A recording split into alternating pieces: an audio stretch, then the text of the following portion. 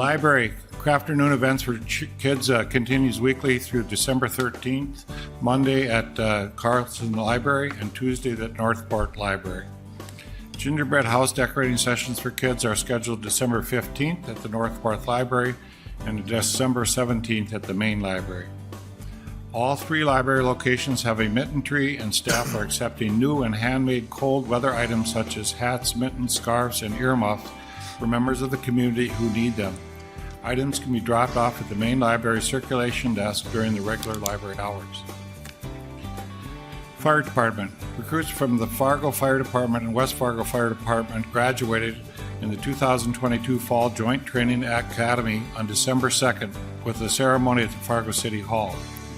The 15th week academy prepared the recruits for successful careers in firefighting and helped them develop skills to collaborate and serve the communities of Fargo and West Fargo. Here's an in-depth look at their training.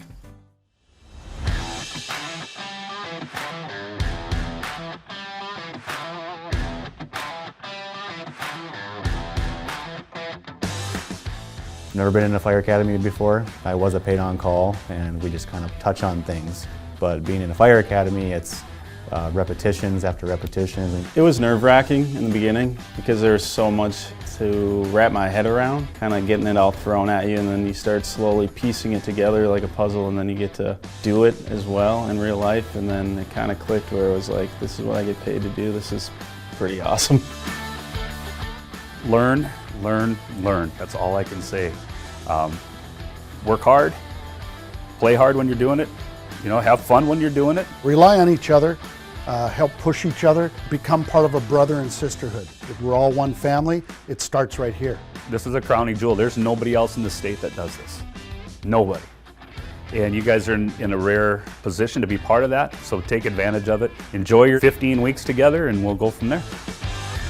The day in the river was probably one of my favorite days. We got to get suited up in the full wetsuits, and then we got to go out and simulate rescuing different patients out of the moving river.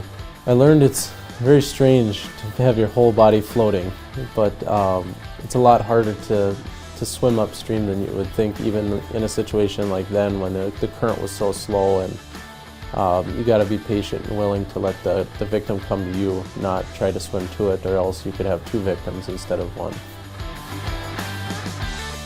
Hazmat, it's a fun thing. It really is. A lot of reading, a lot of quizzes. I'd never seen a decon line before, so that was really neat. I've seen it in movies, but this was way different to actually experience it.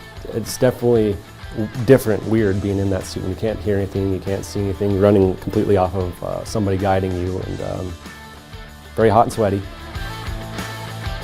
It's a lot of readings, a lot of information, it's a lot of putting all the puzzle pieces together, and we're cramming almost what's usually about a semester worth of schooling into 4 weeks. It's just a lot of in-depth knowledge that you got to know medical terminology and how to treat different things that are similar, but you have to treat them completely different.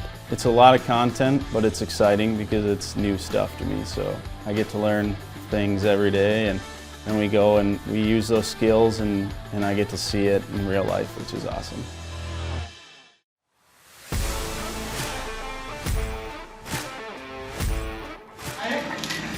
So we're starting to get a little bit of smoke production, and we can see that funnel layer. I mean, obviously, you got a little bit of adrenaline pumping, but you do have to take it seriously, and there's nothing better than being on the nozzle. The level 1 was really interesting, just to be able in that fire room, watching the fire grow and then come back down and feeling that heat. There's a lot of heat, there's a lot of things going on, it's loud. I never would have thought that fire would make that much noise.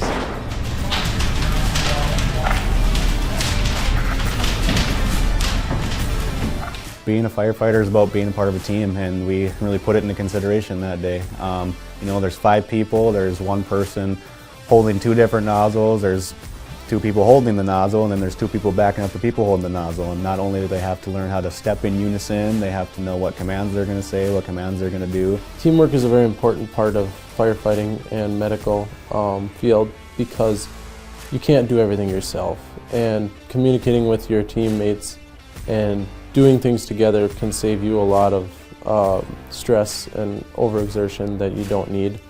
The teamwork and the camaraderie seemed to happen really fast, especially while we started doing like hands-on drills and stuff. I believe that we all started and we didn't know each other, and then we just over the academy built this relationship, built this teamwork, and we were able to help each other in areas that we were unsure of. We made jokes. We were able to get serious when we needed to during those live burns and things, and it's a good relationship that we have built over the academy.